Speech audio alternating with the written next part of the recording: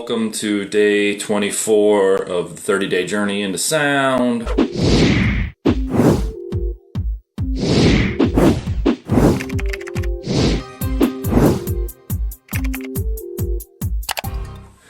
Another 30-day meditation challenge brought to you by your old pal Rob here of Meditation and Mindfulness.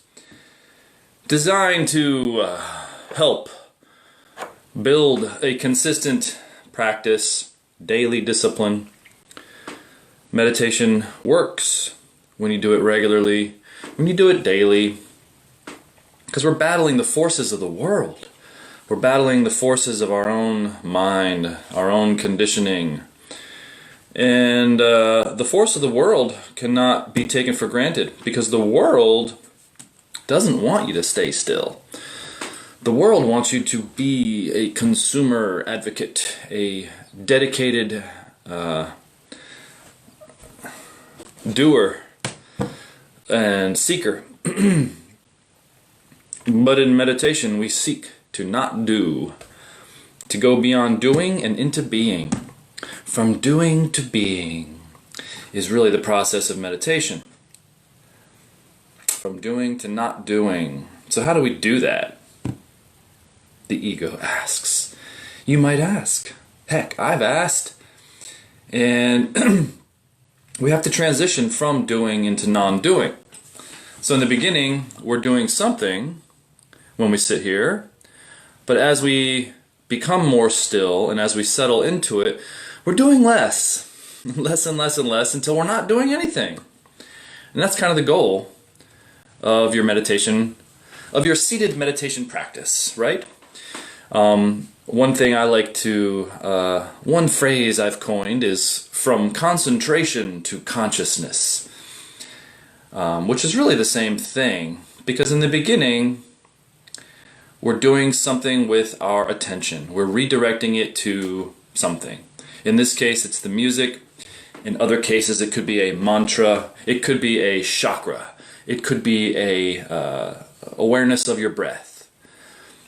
But we're doing something because we're coming from an active mind that is used to doing things. It's used to seeking the next experience. It's used to looking for our, our next food. It's looking for our next way to become happy or whatever, to become fulfilled. We're never satisfied, it seems. Why is that? I don't think we'll ever be satisfied. That's the wisdom of the masters. I always listen to the masters, the good ones, and they always say that, you'll never be satisfied. And a lot of people don't believe that. Oh yes, I'll be satisfied. But have you ever been seeking something, like that new thing, or that new person, or that new job, or that new home location, or whatever? And when we're in the midst of seeking, when we're searching, when we're out there, trying to get that thing, we're fulfilled with the search of that thing by doing something. We're constantly doing. But then when we finally get the thing that we wanted, we feel empty inside. Have you noticed? It's like, say you want that new cell phone.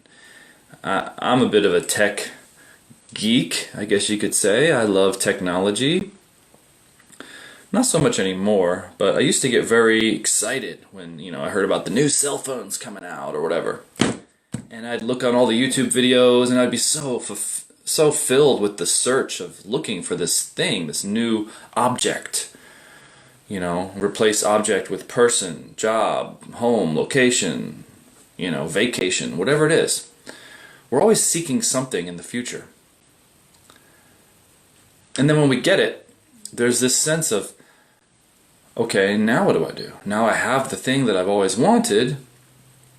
What is there left to do? So we're seeking happiness, basically. We're always seeking fulfillment in various ways. We're seeking fulfillment through physical things. We're kind of conditioned to become consumers in this world. Consumers of sensorial gratification, whether it be food, sex, drugs, objects, technology, the new car, the new home, the new job, the new person, the new girlfriend, the new boyfriend, whatever it might be, the new husband, the new wife, the next thing is always going to be the thing, right? And so we dangle this carrot out in front of us incessantly to keep us excited about life, to keep us distracted from the truth. The truth is that life is temporary. This physical existence is impermanent. And what are you going to do about it? Well, we really can't do anything about that. What we can do is learn how to not be attached to it. And once we've learned how to not be attached to it, we can then practice non-attachment. So meditation really is a process of learning and practicing non-attachment.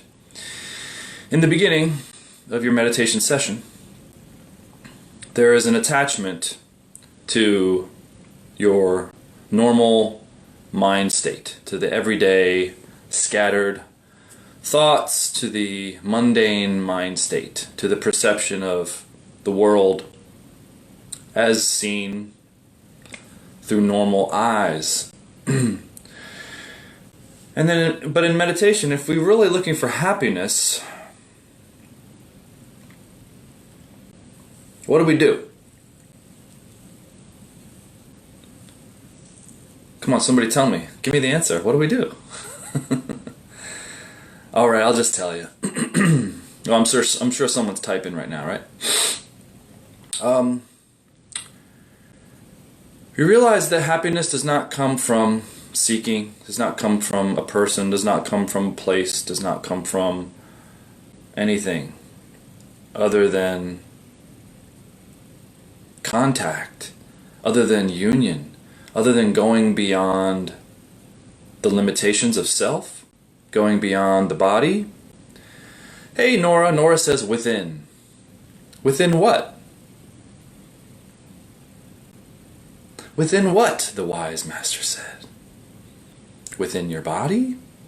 Within your mind? But if the body and the mind are only temporary, then what happens when we lose the body? What happens when we lose the mind? Now I know within... No. I'm just playing devil's advocate, Nora. No need to explain. I understand what you mean. Of course, we've all been told, within. Go within, my friend. Go within, my son. And, I used to think the same thing until a wise master once told me that there is no within. There's really no without. Within what? No, I understand. Van, Renee, Arena. But what I'm trying to get across here is that there is no within, my friends. Within what? You? Who are you? What are you? These are, very important questions we must ask ourselves if we're really to get beyond, if we're really to get to the truth of things. We want to, because you don't exist. You exist now in the temporary illusion of a separate self. This is the truth that the Buddhas have always tried to convey to us, the masters have always tried to convey to us, but we don't want to hear that we don't exist, because then what's left? If I can't experience something, if I can't perceive something, then what's the point of life? Why am I even here? Oh my God, Rob, you're going too deep for me today. Let's just get to the meditation. Or should we hang around in the depths for a little while? Confuse you a little bit more. Because out of confusion, What is confusion? It's the opposite of fusion. Confusion is separation when you break down etymology. I could make up a new word right there. Etymologically. Thank you. But, we've all been told, yes, look within. But a wise master once said that within is a myth. Within denotes separation. It denotes duality. If there is a within, there must be something that is without. There must be an in and an out. And that means two or four, however you want to mix it up. There's only one in reality, but we experience this duality. And it's an illusion. It's a delusion of the senses. So in order to get into the meditative state, which is what we're talking about here, this is not some philosophical conversation. This is a conversation about meditation. And how to meditate. Truly. Not just sit. Not just pretend. But really get down to the nitty-gritty. The itty-bitty. The very tiny speck of truth that exists. So is it to say that truth is not without? What is it? What is without? Without, outside of my mind? Outside of my physical body? I'm glad I'm getting you to think a little bit, or not think a little bit, because it's very important not to just accept anything we're told, even by your good old pal here. It's always important to think and verify on our own. What is it that we're really doing? What is it that we're really being told? And, what is the truth? The truth is that there is no within. I'm sorry to tell you, my friends. There's no within. Now, in order to go beyond duality, we may have to start from where we are. And where we are is in an illusion. Think of it. What do we know? What do we really know about life? What do we think we know? Because all we are is an accumulation of thoughts, experiences. And if you've meditated and you've been around meditation people, we know that thoughts are merely an illusion. Am I just a thought in your mind?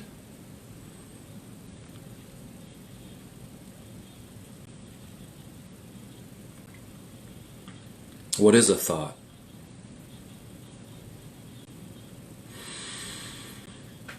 Maybe no one's asked you to question these things before, but it's my goal to confuse you. Because out of confusion comes resolution. And not just because it rhymes, because it barely rhymed, but truly, if we think we know everything, if we think we've got it down pat, then you know absolutely without a doubt that you're wrong. The minute we think we know something, we should check ourselves, put ourselves in check. Because the truth is, knowledge is an illusion. Now, of course, there's relativity. I can reach out and touch my phone. But one day, both the phone and I will no longer exist. So it's only real on a relative plane. It's only temporary. So how real can anything that's temporary be? Relatively real. Not very. So what is real then, my friend? What is real? Somebody tell me quick before I fade into nothingness.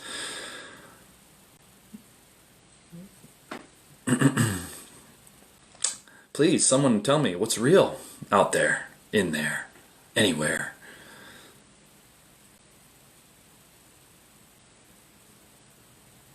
Is there anything outside or within one? Is one, we're talking mathematics here, is one different from zero? And how would you know? How would I know? So, I say all this to interrupt the usual broadcast, to interrupt the usual stream of thought, to know. Let's see if I can come up with a good one here. To know is to fool yourself. When you know something, yes, of course, I can know something. I can know that 1 + 1 = 2. Or does it? No. We think we know all the answers already. In order to get into the meditative state, we have to not know. We have to give up the search for knowledge. We have to give up the search for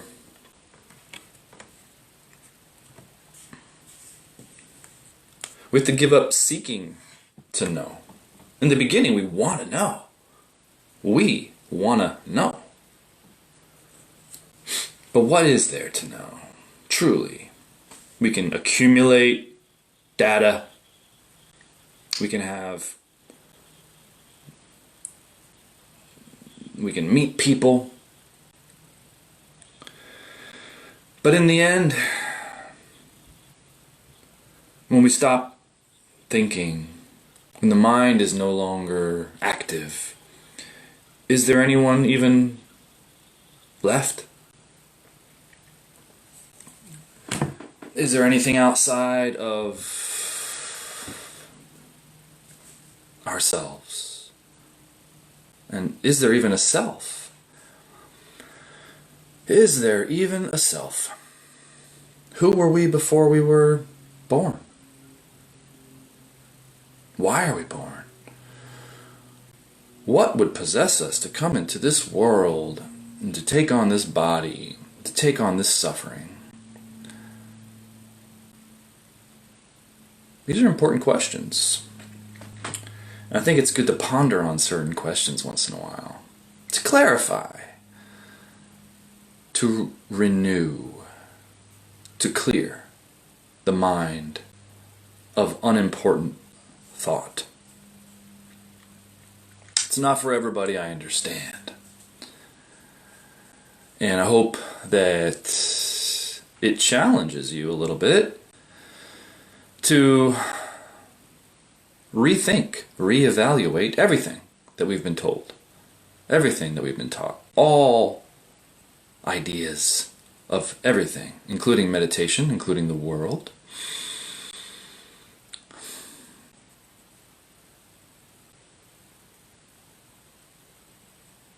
When we stop thought, the world stops. When the world stops, we stop. We go away. Everything is point of view. We take on a point of view through this mechanism of the senses. This delusion, this temporary illusion of sensorial input, feedback, perception, seeing, hearing, tasting, touching, all that good stuff.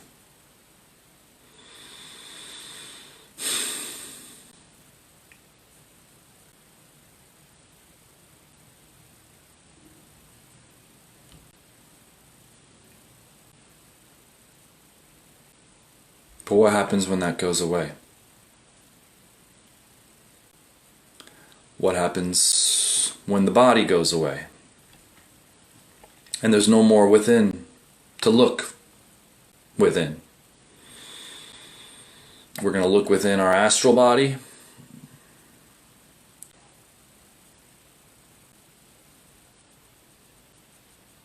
Truth simply is. It's eternally present. Here, now. This is what the moment's all about. There is no within, there is no without. This is all the illusion of point of view.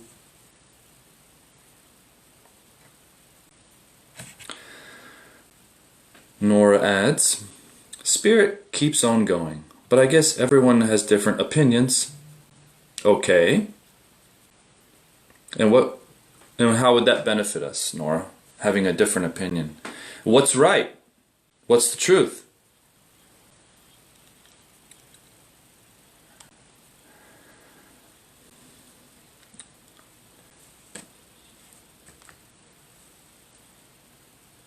So, whose opinion do you value?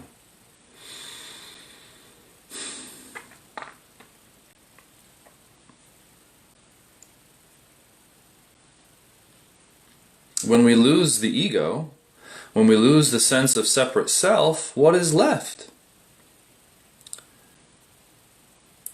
Where to go then?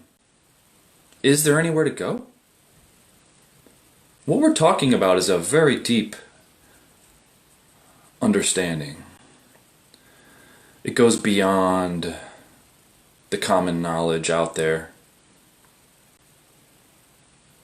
And maybe it's not for you. Completely understood. Transcendence of the self is not for everybody, but this is the reason why I personally meditate, because I want to seek. I don't want to seek. I want. Let's say I want. If I want and I'm seeking, then I'm always going to be caught in this loop. So what's the answer? Surrender. Surrender to what is.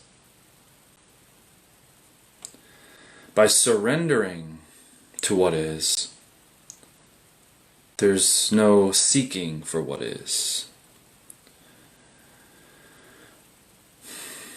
Surrendering is giving up. Giving up the ego. The ego thinks, I know. I experience. I have knowledge. I have gained. I have lost. The ego thinks.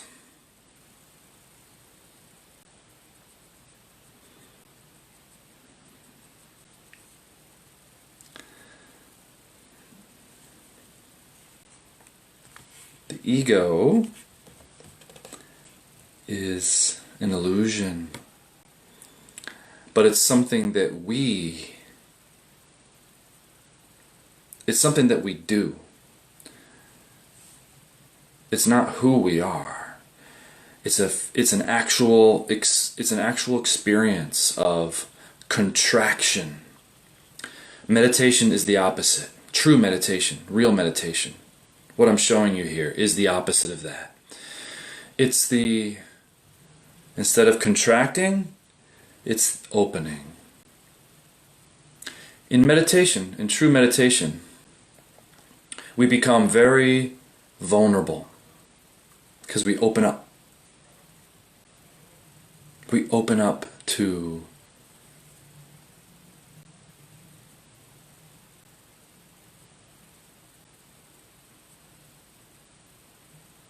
what is to open up to.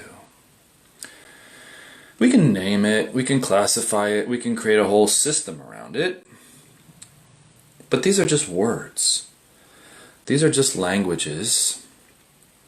These are perceptions that come from the world. When thought stops, the world stops. So is the world real? It's like the old adage. If you're in the woods, or if a tree falls in the woods and you're not there to hear it, does it make a sound? Well, the logical man will say, yes, absolutely, it makes a sound because that's what trees do when they fall. Okay. Is this a belief?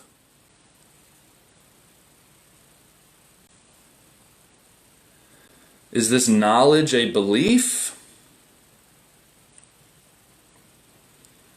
Or do we only experience something when we're there? It's like that experiment of, I don't know, that physics experiment when we perceive something, we just by observing something, we change the outcome of it. You're all familiar with that, I'm sure. And so, we have to go beyond the perceiver. And this is not easy because we have to give it up. We have to give up ourselves. In the beginning, there's a within. In the beginning, there's an I am. And in the beginning, there's a beginning and an end. And then maybe there's even a middle. But how can there be a beginning, end, middle, to eternity?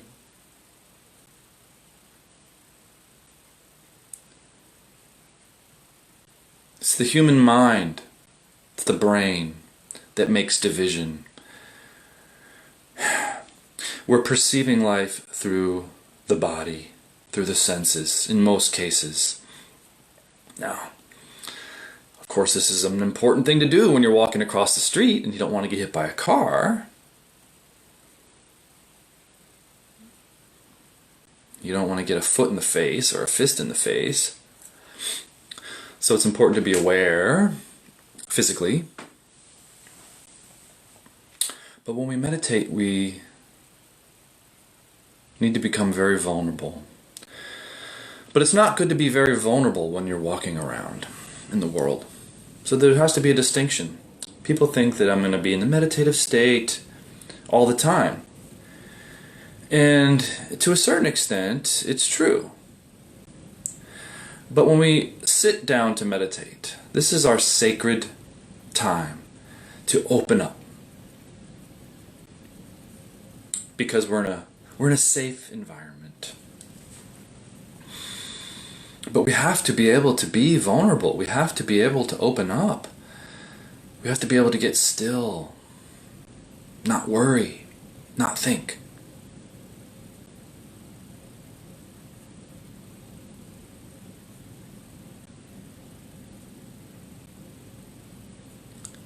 Within, without, these are just thoughts. These are simply point of view perceptions that eventually need to be transcended in order to dissolve into reality, the truth. Now, I can't tell you the truth. I can't tell you reality. You have to dissolve. You have to surrender. And so little by little, we practice. With experience of sitting every single day, we become more and more brave, in a sense, to go beyond our limited experience of what we experience. Most of our experience is through thought, is through sensorial impression, through looking, tasting, touching, hearing, the whole 9 or 5. But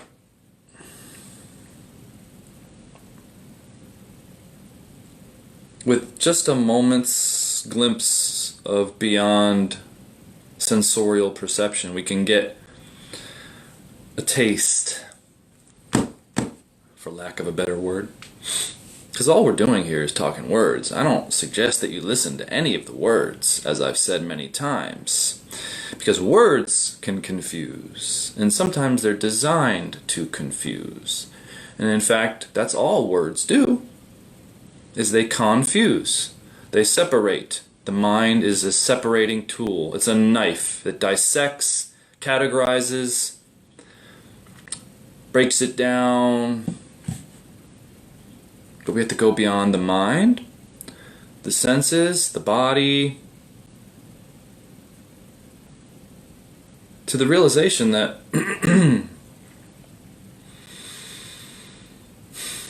consciousness, what I call higher consciousness,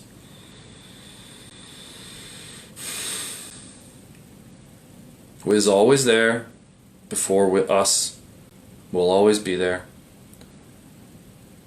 No, I honestly can't say I know it'll always be there, truthfully, because I don't know.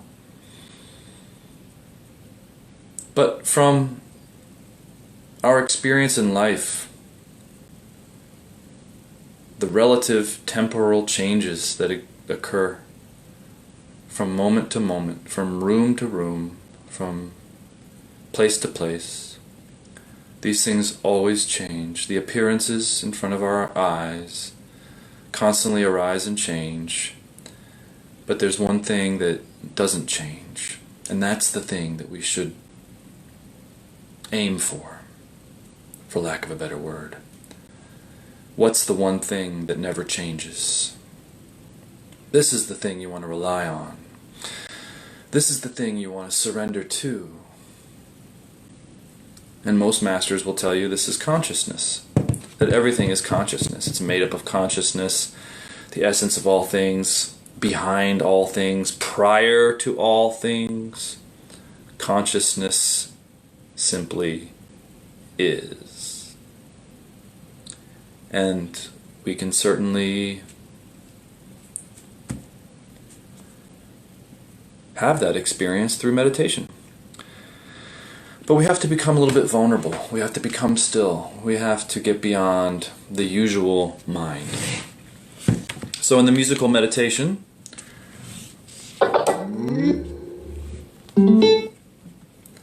we're becoming still. Because the only way to get beyond yourself is to become still. Because there's all this activity getting in the way. So, that's what it's all about. Alright, my friend. Thank you for being so patient with me today. A little bit of a mind fuck is a good thing to have once in a while. Because, you know, what do we know?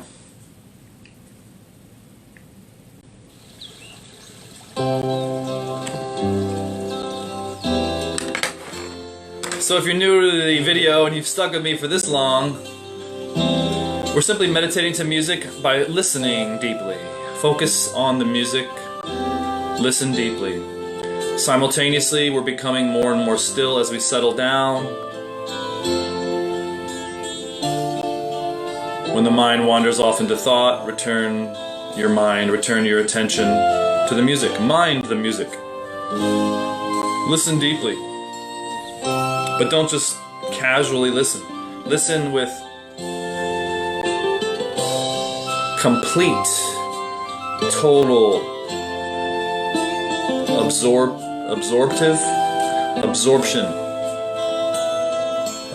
of your attention into the music. The music is all there is. When the music isn't all there is, return to the music being all there is. This process will allow you to forget yourself for a while, and that's a good thing. You want to be in the moment. You want to have the fullest experience of life that we can have while we're here, while we're in the body, while we're incarnated. You want to be happy, right? Or do you want to be happiness itself, bliss itself? Let's go.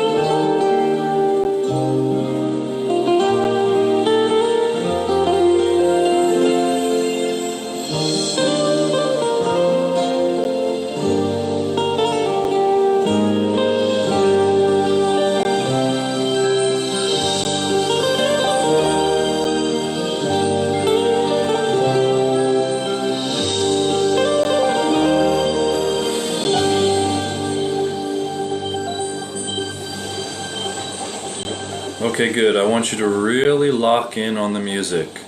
Total concentration. The music is the only thing that exists. Don't let yourself off the hook so easily. Focus with great intensity. The music. Lock on.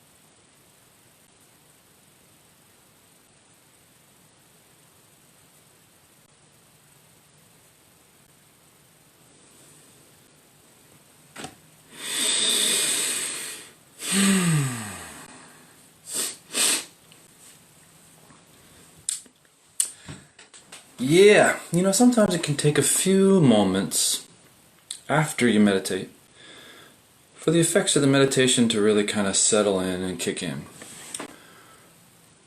Don't always expect the perfection, the bliss, whatever, to happen during the meditation session. Sometimes it may, sometimes it might not. But as long as we do a good job, meaning we keep returning our focus to the music and we continue to surrender, we're doing the best we can. Because the effects that those two particular practices will bring us is what will carry over into our day-to-day activities in our mindfulness practice.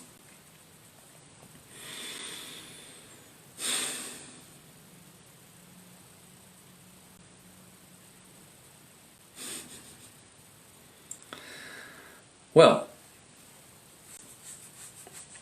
yes, good, very good. Okay, thank you my friends for joining me for another meditation, and we'll see you in the next one. Take care.